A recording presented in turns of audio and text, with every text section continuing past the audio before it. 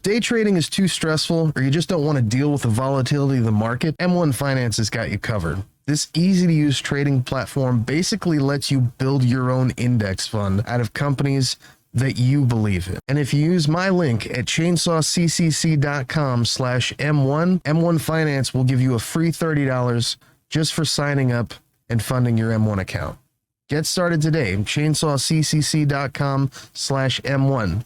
$30 is waiting for you, bro. Well, howdy there, internet people. It's Chainsaw again. So today we're going to spend about 20-30 minutes discussing CRT. That's right, critical race theory. So if something like that don't interest you, you want to go ahead and hit that mute button, let the video play all the way through. That way Chainsaw can get his, right?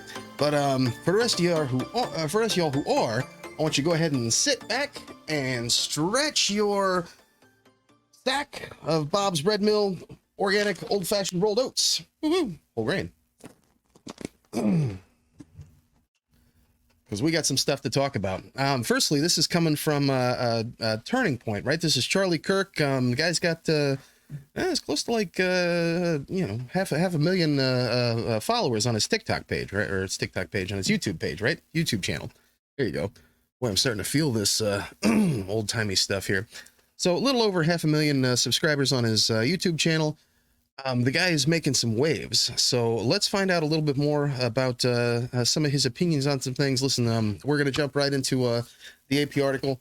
Came out earlier today regarding Charlie Kirk and, the waves that he's making. But let's just jump right into the video and take a listen to his opinion on some things. This is actually in response to a mom. He's down in Atlanta, the ATL there, some of the suburbs, at the Turning Point Action. Now this is an oldie, but it's a goodie. It's definitely worth watching, and we're going to provide some commentary on some of the things that Mr. Charlie Kirk has to say. So if you're a fan, you know what to expect, I guess. Let's take a look. If it's okay, I'd like to walk through critical race theory because I think it'd actually be beneficial to everyone here, and BLM Incorporated and all these sorts of different things that have been coming up.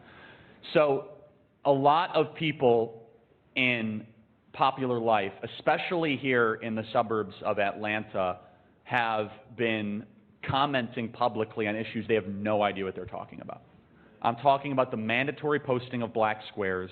I'm talking about this ridiculous lie that America is systemically racist to its bones. Yes.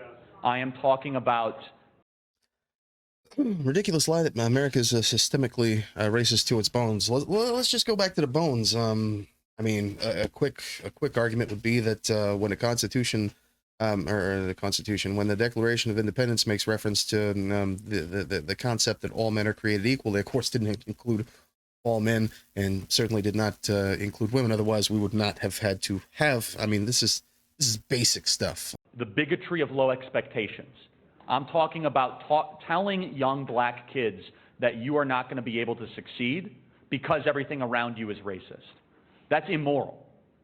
It actually gives people reason to not maybe try as hard, to maybe not believe in the system around them. So let's talk about critical race theory.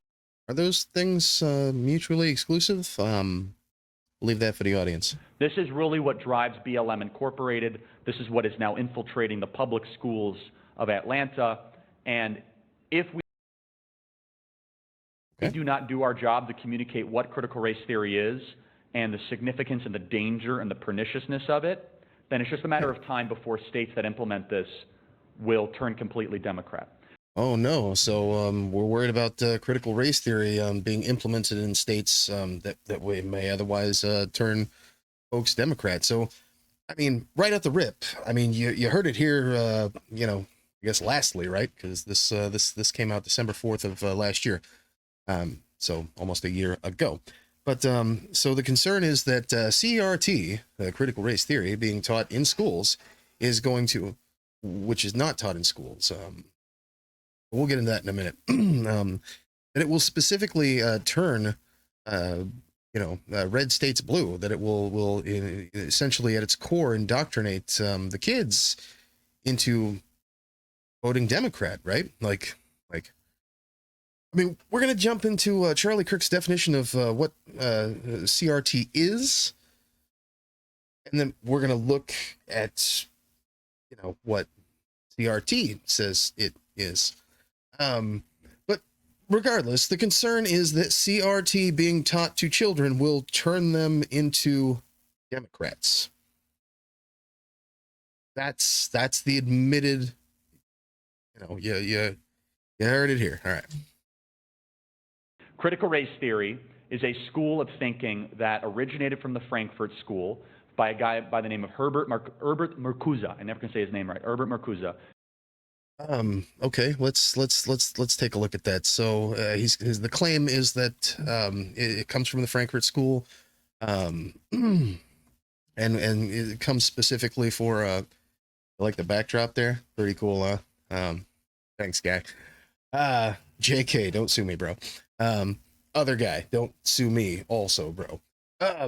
But yeah, so Herbert Marcuse, the claim is that he is the founder, the starting point of CRT. So let's take a little bit a look at who he is and what he do, right?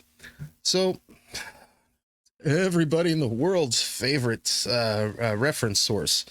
Let's just jump right onto the Wikipedia page. And Wikipedia is not exactly, it's open source and anybody can post anything they want to on Wikipedia. Look, they keep references. Read that stuff. I ain't got time for you, okay? They're all at the bottom. Google it yourself.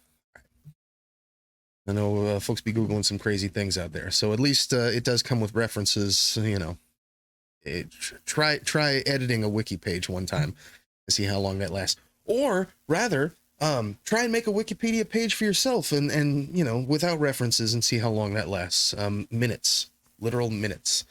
But, all right, so let's see if anybody can actually see any of this stuff. Herbert Marcuse was a...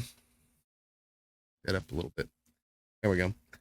Was a German-American philosopher, sociologist, political theorist associated with the Frankfurt School. Okay. And critical theory. Oh, okay. So critical theory. Just critical theory.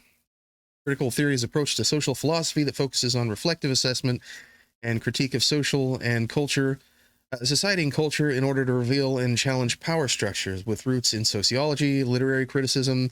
It argues that social problems stem from social structures and cultural assumptions than from individuals. It argues that ideology is the principal obstacle to human liberation.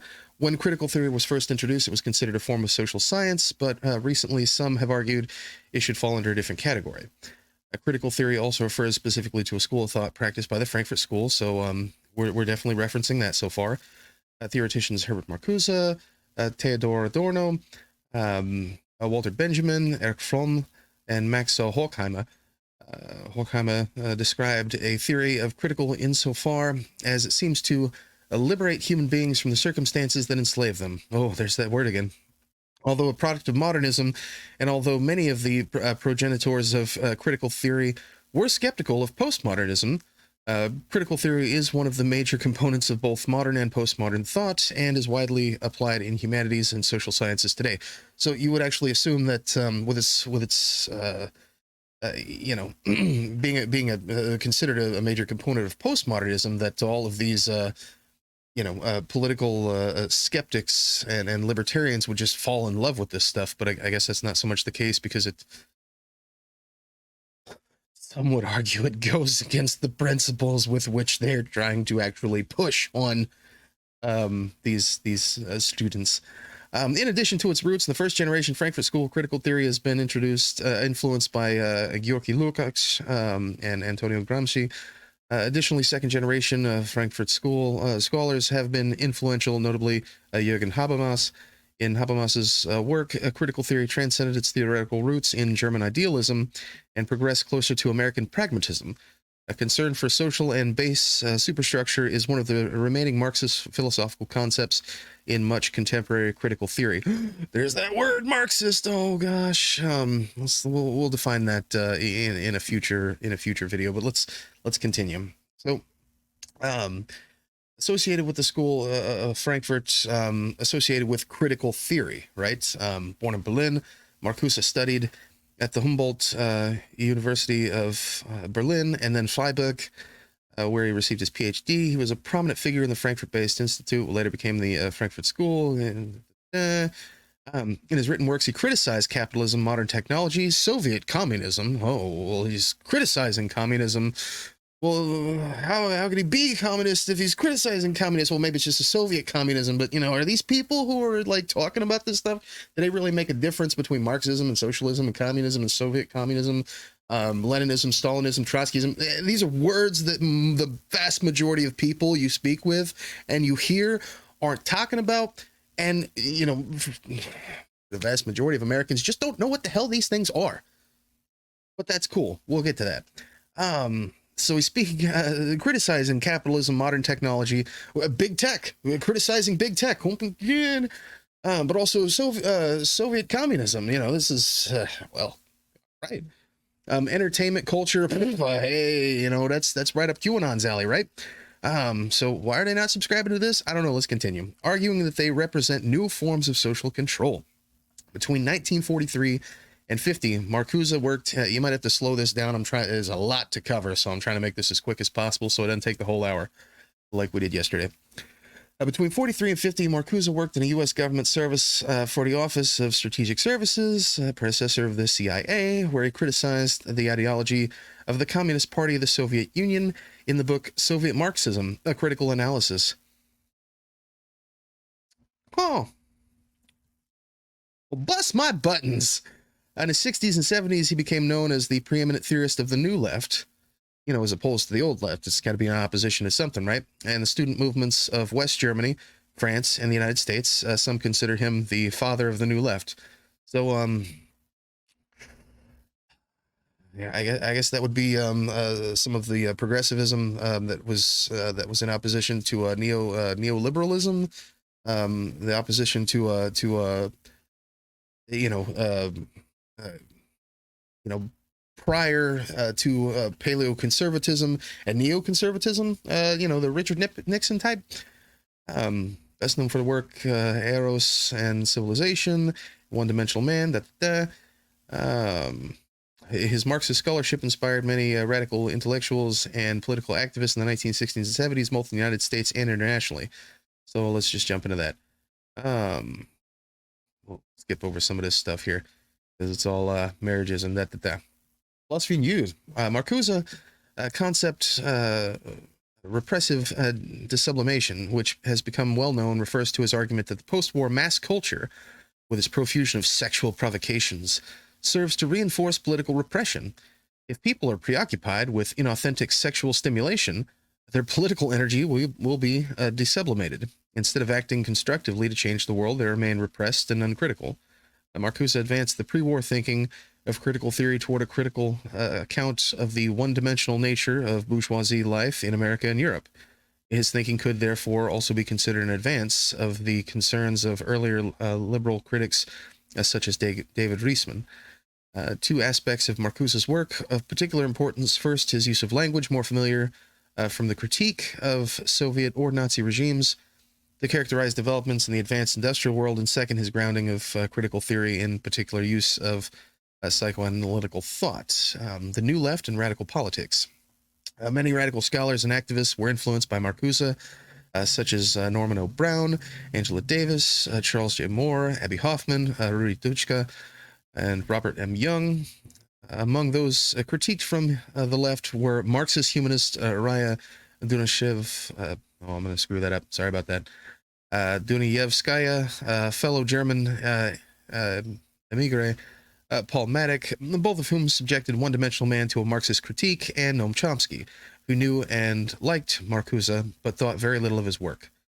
Marcuse's 1965 essay, Repressive Tolerance, in which he claimed capitalist democracies can have totalitarian aspects, has been criticized by conservatives. And the ironic thing is, most of those folks don't really care for Chomsky either. Marcuse argues that genuine tolerance does not permit support for oppression, since doing so ensures that marginalized voices will remain unheard. He characterizes tolerance of repressive speech as inauthentic. Instead, he advocates a form of tolerance that is intolerant of repressive, namely right-wing political movements. I mean, the guy lived through Nazism, tell me. Liberating tolerance, or through the rise of Nazism. Liberating tolerance then would mean intolerance against movements from the right and toleration of movements from the left. Surely no government can be expected to foster its own subversion, but in a democracy, such a right is vested in the people, in the majority of the people. This means that the ways should not be blocked on which a subversive majority could develop, and if they are blocked by organized repression and indoctrination, the reopening may require apparently undemocratic means.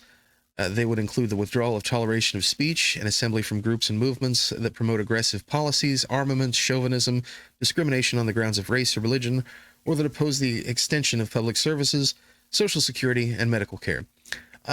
One need only kind of look to apartheid South Africa. I mean, if the United States, if you don't really get it, if you're born and raised here and you don't really get it, one need really only look to the liberation of Namibia or the history of apartheid South Africa as a whole. Who wants to be those guys? But we'll just jump right into that. Webull is the stock app and trading platform that everybody's using, and I mean everybody's using. You've seen it all over YouTube. I use it on my own channel to show what's happening in the market. You pay 0 commission fees. You can own fractional shares. You can even trade in cryptocurrencies and access real-time market data. Use my referral link, chainsawccc.com/Webull. That's chainsawccc.com/Webull, Webull, and get you 2 free stocks. Simply by opening an account and depositing any amount, get you 2 free stocks from Webull. Believe me, you're going to want this one. So critical theory is referenced here. Let's take a look at critical race theory, right? Now, of course, if you know where your Control F key is, you will find where is it? Way down here at the bottom. But Marcuse is listed as a theorist, of course, but nowhere else in at least the wiki page is his name mentioned. But that could just be a slight. So let's take a look at since we're not talking about critical theory per se, we're talking about critical race theory. Let's take a look.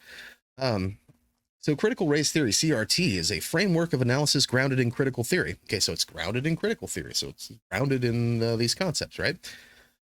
An academic movement of civil rights scholars and activists who seek to examine the intersection of race and law in the United States and to challenge mainstream American liberal approaches to racial justice. Okay. CRT examines social, cultural, and legal issues, primarily as they relate to race and racism in the United States. A tenet of CRT is that racism and disparate racial outcomes are the result of a complex, changing, and often subtle social and institutional dynamics rather than explicit and intentional prejudices of individuals. So that's kind of fallen lock step so far. CRT originated in the mid-1970s in the writings of several American legal scholars, including Derek Bell, Alan Freeman, Kimberly Crenshaw, Richard Delgado, Cheryl Harris, Charles R. Lawrence III, Marie Matsuda, and Patricia J. Williams. It emerged as a movement by the 1980s, reworking theories of critical legal studies. I'm not going to look that one up for you. You know where your Google is.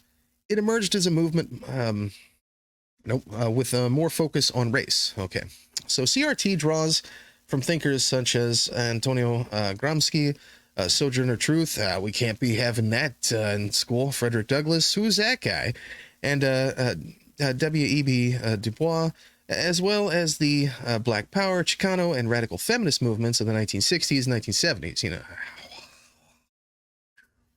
can't be, talking about none of that in school.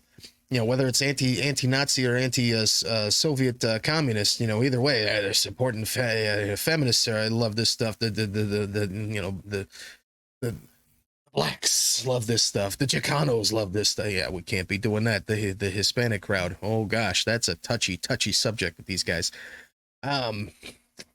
Scholars of CRT view race as an intersectional social construct that is not biologically grounded and natural, and that advances the interest of white people at the expense of persons of other races.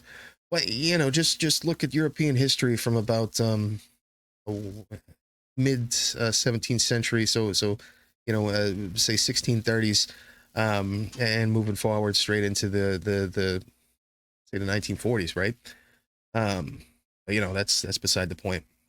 In the field of legal studies, CRT emphasizes that, I can only assume that the folks who are opponents of this type of concept are not very well aware of the recent couple centuries history of India.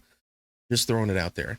A key CRT concept, in the field of legal studies, CRT emphasizes that formerly colorblind laws can still have racially discriminatory outcomes. A key CRT concept is intersectionality, which emphasizes that race can intersect with other identities, such as gender and class, to produce complex combinations of power and advantage. Academic critics of CRT argue that it's based on storytelling instead of evidence, and reason rejects the concept of truth and merit and oppose liberalism. In the 21st century, CRT has generated some political controversies. In 2020, conservative U.S. lawmakers have sought to ban or restrict the instruction of CRT along with other anti-racism education in primary and secondary schools. These lawmakers have been accused of misrepresenting the tenets and importance of CRT, and the goal of restrictions is to broadly silence discussions of racism, equality, social justice, and the history of race. Therefore, actually, CRT isn't being taught in school, folks. CRT is not being taught in your kid's school. CRT is not being taught to your third grader, in their English lessons, okay? It's just not a thing. It isn't.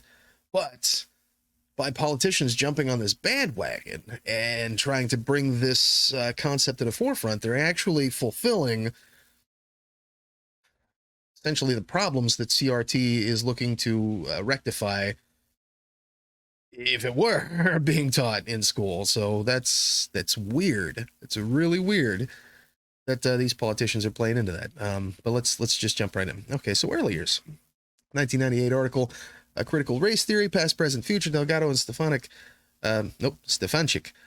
trace the origins of CRT to the early writings of Derek Albert Bell Jr., an American lawyer, professor, and civil rights activist, including his 1976 Yale Law Journal article, Serving Two Masters, and his 1980 Harvard Law Review article, Entitled Brown versus Board Education. In the 1970s, a professor at the Harvard Law School, Bell began to critique, question, and assess the civil rights cases he'd legislated in the 1960s to desegregate schools.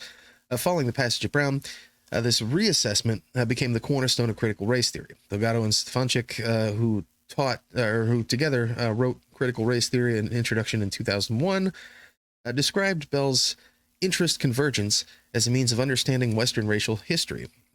The focus on desegregation after the 1954 Supreme Court decision, Brown versus Board of Education, declaring school segregation unconstitutional, left civil rights lawyers compromised between their clients' interests and the law. The concern of many black parents for their children's access to better education was being eclipsed by the interest of litigators who wanted a breakthrough in their pursuit of racial balance in schools.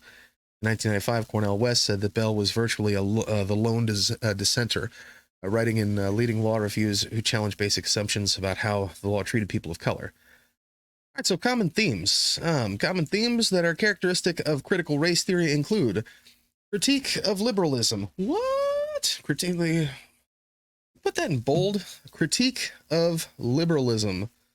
Well, that's something that the American right probably would be interested in seeing, maybe. But that's cool. Critical race theory scholars question foundational liberal concepts such as enlightenment, rationalism, legal equality, and constitutional neutrality, and they challenge the incrementalist approach of traditional civil rights discourse. Why, you ask? I mean, well, again, as I mentioned previously, when the Declaration of Independence was written, they're talking about all men being created equal, but did not include all men. Now, ladies, please don't unsubscribe. Let's just forget the women for just a second. Okay, no, let's keep on camera. Let's just forget the women for just a second. These fellers wrote all men are created equal. Obviously, chauvinism is implied, but, that's cool, I guess, to a point that, chauvinism is implied. But they said all men. They didn't include that. Now we got certain definitions on what constitutes as a human being. Certainly women don't constitute as human beings, but, I guess that seems like a racial thing. I don't know. Maybe it's just me. Maybe it's just because, maybe it's just because I grew up in a biracial family. Maybe it's, I don't know what it is about that. Just seems a little iffy to me. Seems like race was implied when they wrote this and didn't include it in any of the legislation for another, nearly a century. But that's cool.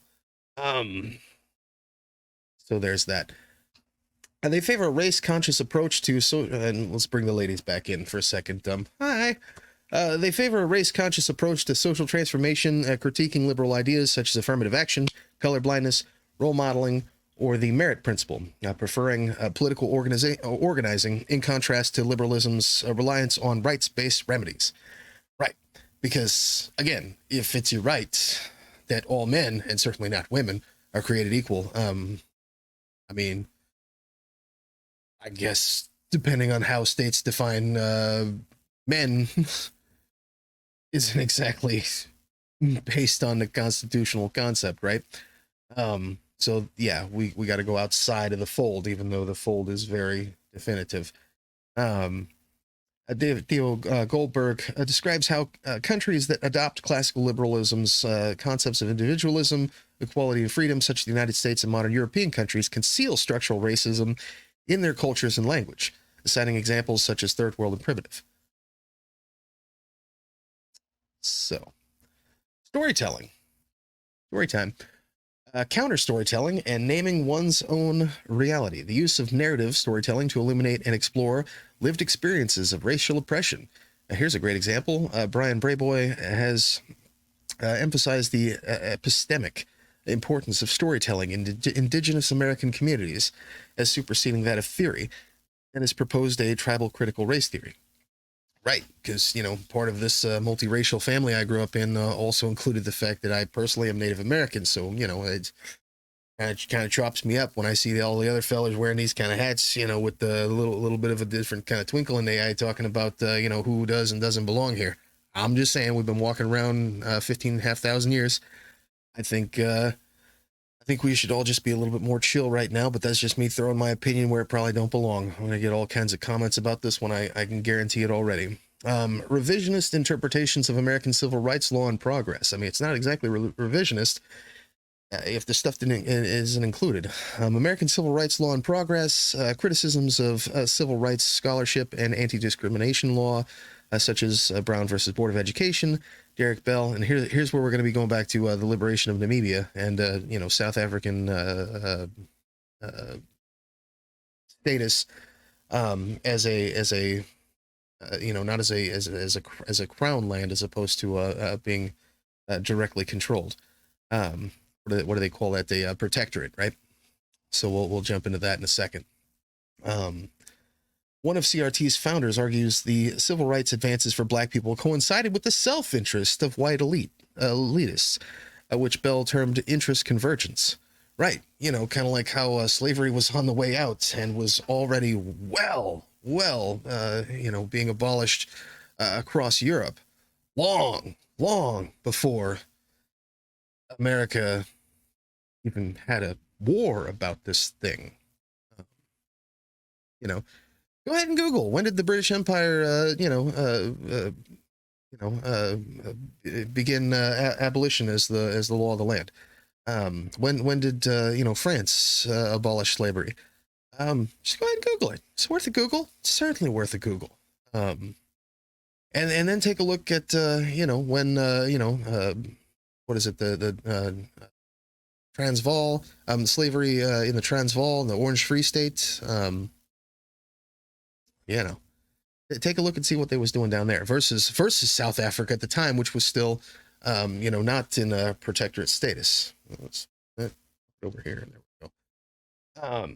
It's worth a Google, I promise you. There's quite a lot of time passed between when the rest of Western European countries decided that maybe slavery is not only immoral, but we don't necessarily need this to continue capitalism, versus when the United States decided that might be a good thing to consider doing at the federal level, and the backlash they had from states and their rights.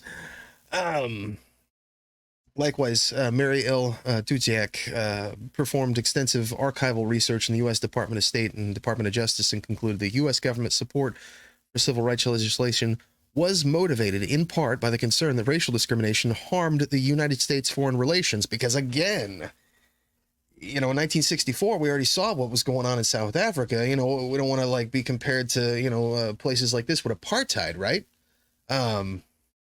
Yes. Gotta give it to South Africa, even after the Boer War, slavery was abolished and whatnot, throughout the direct control of what would be under the direct control of the South African government, but still apartheid reigned in my freaking lifetime. So, stop it. I was alive when Namibia was, a dream to some. So, you want to consider that, back in the mid-'60s, United States, we didn't exactly want to have that reputation, considering our reputation that we were building elsewhere in the Western world. You can't exactly be the leaders of the free world and, fighting for truth and justice in the American way and democracy. Meanwhile, you've got laws on the books at the local level and state level and, just allowing for basically the same thing that's going on in South Africa and being comparable to such a racially motivated divide from the conservative regime. Which is what it is. Let's just call a freaking spade a spade, right? And we'll get into that later. Intersectional theory. So the examination of race, sex, class, national origin, and sexual orientation, and how their intersections play out in various settings, such as how the needs of Latina female are different from those of a black man, and whose needs are promoted. Because while everybody's talking about the divide between black and white, hello, bunch of Asian people get attacked last year because because you got people, whether you like it or not, it's a thing and it's been happening, and the Asian communities have been facing the backlash not only because of this, the crazy stuff that's been going on as far as the Klan and all of these right wing. Neo-fascist, neo-Nazi, white supremacist groups that have been popping up all over the place. Ted Newcomb, we're looking directly at you, you freaking scumbag. But also when you got somebody on TV, who can't just come on and stop talking about all the horrible things that are happening with China, and then criticizing and giving hell to Asian reporters. And just letting this stuff, maybe somebody should have been the adult in the room and said, hey, there's a difference between, the CCP and just Asian people. I'm pretty sure we had a problem with that, less than 100 years ago when they were taping, second generation Japanese born Americans and putting them in freaking concentration camps. But by God, we can't be teaching that shit in school. Woo! I'm sorry. Am I heated? A little heated about this? I don't know. Just saying, that's the thing. Yeah. Over my dead body. So let's see, the examination of race, we went through that. Standpoint epistemology. So the view that a member of a minority has an authority and ability to speak about racism that members of other racial groups do not have. We just discussed that. And this can expose the racial neutrality of law as false. We just talked about that, didn't we? Essentialism versus anti-essentialism. Delgado and Stefanchik write, scholars who write about these issues are concerned with the appropriate unit for analysis. Is the black community one or many communities? Do middle and working class African Americans have different interests and needs? Do all oppressed peoples have something in common? This is a look at the ways that oppressed groups may share in their oppression, but also have different needs and values that need to be looked at differently. It's a question of how groups can be essentialized or are unable to be essentialized. I mean, if we're having this problem in the Asian community and, the African-American community is significantly larger, yes, this is definitely something, look at what they do to the Hispanic community. And they just, when it comes to it, they talk about the Hispanic votes, but they're not considering the political and social differences between the larger Hispanic communities in the southeast of the United States versus the larger Hispanic communities in the southwest of the United States. Plus we got some folks who are in office, currently run our country at the federal level, and had been for the previous 4 years also, who were uncertain whether or not Puerto Rico's in even a part of the United States or not. That's another story altogether. Just disgusting stuff. So structural, did we skip that one? No. Structural determinism, exploration of how the structure of legal thought or culture influences its content in a way that determines social outcomes. Believing that one can change. Oh no, this is a empathetic fallacy. The coffee's getting to me. Empathetic fallacy. Believing that one can change a narrative by offering an alternative narrative in hopes that the listener's empathy will quickly and reliably take over. In this view, empathy is not enough to change racism, as most people are not exposed to those different from themselves, and people mostly seek information about their own group. Boy, that's a deep one. I'll let you consider that yourself there. And here's everybody in so some of my more colorful commenting viewers will just love non-white cultural nationalism, separatism, the exploration of more radical views that argue for separation and reparations as a form of foreign aid, including black nationalism. One could make the argument, and it doesn't really take that much to make the argument that the African American community, Black Americans, if you will, built the South twice. That's a thing. Definitely a thing. But yeah. So with all that in mind, I mean, we just looked at. I mean, you obviously the wiki article. Don't take my word for it. I'm just some guy with a goofy hat. The freaking toothpaste stain on my shirt or something is horrible. That might just be there. But I'm just some guy. Don't take my word for it. Don't even take the Wikipedia article, for it. There's references. They're all listed at the bottom. Take a look at this stuff yourself. You'll be amazed. But one way or the other, that's for sure. Let's take another listen here to let's finish up on the Charlie Kirk and see how much time we got left. Marcuse came to America and started critical race theory. It's this idea of a couple things. Number one, that racism is everywhere. That whether we know it or not, racism isn't in the air, it's in our bones, it's in our DNA. You ever heard that recently? That we can never escape racism. This is, of course, completely and totally untrue. Okay. I think we just talked a little bit about that. The best way to escape the racism is through, progressive action, to counteract the racism that is there. I mean, for anybody, I don't care who you are, and I know I'm going to get all kinds of hell in the comments section. I'll post this stuff on social media. This is obviously going straight to YouTube. It's going to be on social media, and I'm going to get people. I can already think of a couple of them. Oh, well, what you're saying is that the racism is institutional, and these people just need to, pull themselves up by their bootstraps. And it's not, I'm not, are you calling me a Here's the thing. And it harkens back to it.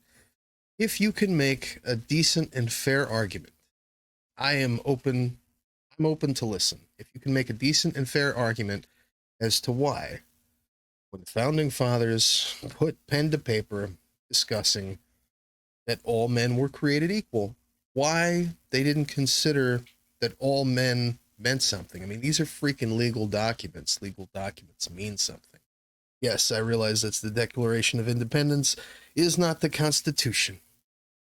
But without it, there would have been no Constitution. These are all just proceedings. You could think of the Declaration of Independence as a deposition toward reform that was denied. Okay?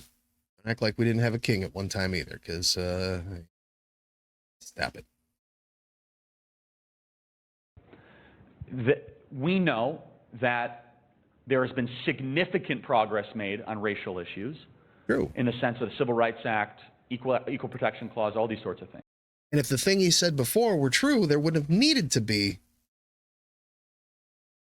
Yep. We also know this idea that no progress has been made whatsoever is the complete opposite. From the days of Jim Crow and segregation to where we are now, it's complete and total nonsense. In fact, Of course, because if what he said two comments ago were true, we wouldn't have needed all of that stuff. And certainly Jim Crow wouldn't have been a conservative push toward the days of yore. One could argue that Jim Crow was an attempt at making America great again in its time, but, continue. I think it's gone to the actual opposite. I think now we are now taking the racism that once existed in the American South and now weaponizing it against people that look like the people that used to be the terrorists. Reverse racism. Is that a thing? Is that a thing? Is that a thing? Okay. All right. I think it's the exact opposite, and I'll get into that in a second. Keep in mind, he's responding to an African-American mother from the area and making the argument for reverse racism.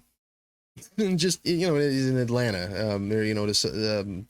Likely in Atlanta. I'm speaking to a mother who lives in the suburbs of Atlanta. So, did you just make the argument for reverse racism to a black woman in Atlanta? Okay. And the weird part is the crowd's just loving this. I mean, she asked the question, she showed up. I don't know what's going on down here. And so the second part of critical race theory is this belief that there are no individuals. So I look at you as someone who's uniquely made in the image of God, as a human being. I look at everyone that way. For me, I actually think skin color is kind of irrelevant. He says no individuals. Didn't we just read that, that's the broad strokes that are actually kind of the problem with affirmative action and with civil rights legislation as it currently, is accepted, is that it's too broad. Didn't we just read, I don't know, again, it's just a Wikipedia page, I check the references, you check the references. I'm not your doctor. I'm freaking social studies teacher, kids. But you check and tell me if critical race theory is eliminating the individuals or if it's trying to be more specific and less broad. I don't know what this guy's looking at. I think skin color is kind of a distraction. I think that we're actually a lot more complex than the melanin content in our skin. I think we're actually a more decent country and a more decent people when we stop fixating on skin color and start talking about character. If only someone talked about that in our country 50 years ago. So they believe that there are no individuals. So they don't look at you as a human being or as me as a human being. They'll look at you as a member of a group that's either oppressed or oppressor. So you know how they view this? They view this conversation that we're having right now as me oppressing you. That's how it is. That's what they're teaching kids. Because I'm a white Anglo-Saxon Protestant male, and you're a black woman from the South with a child. They will stereotype and label the fact that we're even talking is a reinforcement of all Western tradition, and this is the problem. You and I know this is how ideas are exchanged. This is how we go to not tearing each other apart. This is how we actually see the humanity in each other, right? Speech is everything. Aristotle said that we are the speaking beings. There's only two ways to govern people, two ways. You can be by talking and convincing and persuasion, or by force. This is another part of critical race theory. They don't believe in free speech at all. Sound familiar now? They don't want people talking. Because when people that are talking like a black woman and a white male, all of a sudden we kind of come to a place of nuance and maybe agreement, like, oh, you're a human being, you're a human being. It's awesome. Maybe I...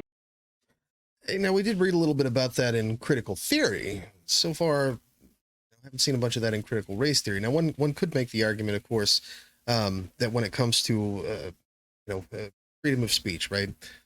So freedom of speech, but, where does that start and stop? The argument's been made that, screaming fire in a a crowded theater does not constitute as a freedom of speech, and litigated. Turns out it's not. Turns out it's a public health threat, or it's a threat to the public to make false emergency declarations like that. You can't exactly lie under oath to the court. I mean, we're really just grasping at straws here. Really grasping at straws here. Try pissing off a judge for perjury one time and see how far that freedom of speech gets you. I'm just saying, like, if we're making this kind of loony argument, yes, and we've seen it before. The school board meetings, parents do technically have the freedom to do the Nazi salute. We've seen that. Okay, they have the right to do that. And a school board also has the right to kick their dumbasses out. We've seen that. Okay, so the FBI also has a right to investigate people who may be associated with violent extremists. But hey, just make the argument if you got to, I guess. Get it out of your system. I really like you. When you don't talk, all of a sudden, then the worst impulses of your sinful behavior bubble to the surface. Speech is all we have to get those kind of ideas or differences or sin that we might have away from that. The other part is that it's totalitarian in nature. We saw this in the posting of the black square. You heard the phrase recently, white silence is violence. Have you heard this? Yes. That it's not enough that you're speaking out about an issue. The problem is the people that are not speaking out. So the problem was the people that didn't post the black square. It wasn't that they posted something, like, it's not they posted a white square. It's the people that didn't post the black square. They're the enemy. They're the problem. They must be KKK members because they didn't post the black square. That's and go look at how good of a person I am because I posted the black square. Don't believe me? Go look at my virtue signaling black square. I'm such a good person.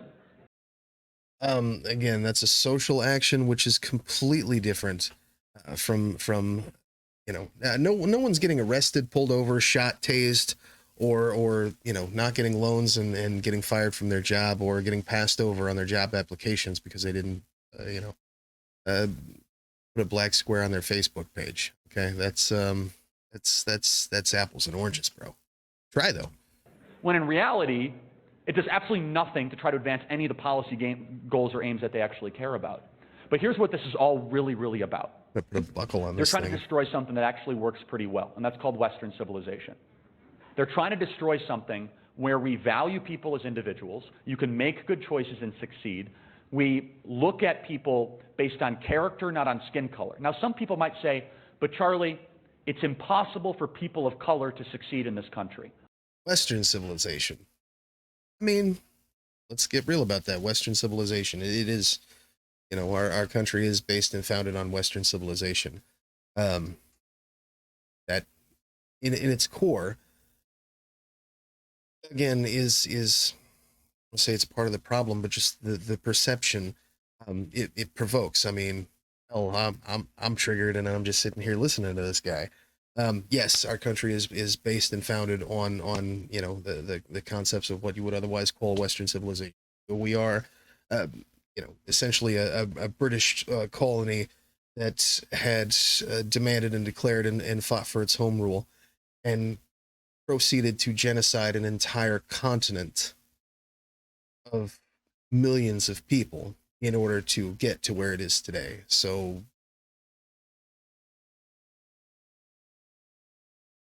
and yes, so between civil rights and the progression toward being a less racist society than the one that would send the army after villages and to murder children is a very good thing, and is definitely something that should be it should be recognized as being better than the days of yore. But we're not quite there yet to this fantasy this conservative fantasy, especially when we're making reference to, and specifically fighting for we'll just see what this guy has to say. A bitter lie, a racist lie. For example, one of the richest immigrant groups in our country are Nigerian Americans. Nigerian Americans succeed at such a high level. How could we possibly be systemically racist? Of course it's not the problem. The problem, in the black community in particular, is that through Lyndon Baines Johnson and a series of policies put forward by the Democrat Party, we subsidized single motherhood, we took fathers out of the black community, we've demonized the police, and over generations we have created an awful cycle in the inner city of our country. And so, demonize the police. I'm not going to jump too deep into that, but I want to just take a look and consider what some of the lynchings looked like all across this country, even just here in the Ozarks, back at the turn of the 20th century. Kind of folks were involved in that.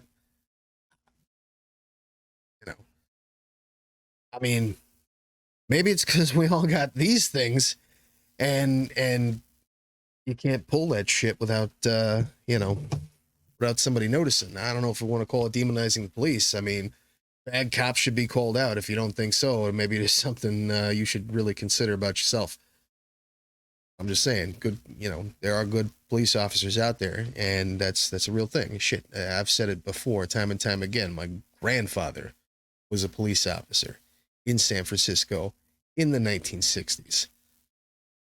Never shot anybody. Never had to shoot anybody. Police officer, beat cop, 1960s. Korean War veteran also. Never had to wear, body armor. And again, this is the 1960s in San Francisco. Don't act like it was just all peace and love down there. Stop it. But at the same time, difference between being a good cop and a freaking murderous lunatic. Don't act like there isn't. What do you do about the equity officer in your school, right? That was your question. That was a nice, first of all, taking your kid out of school is a moral and a heroic thing to do. And you deserve to be applauded again for doing it. So, number one, every conservative in the room should help now your homeschooling, is that right?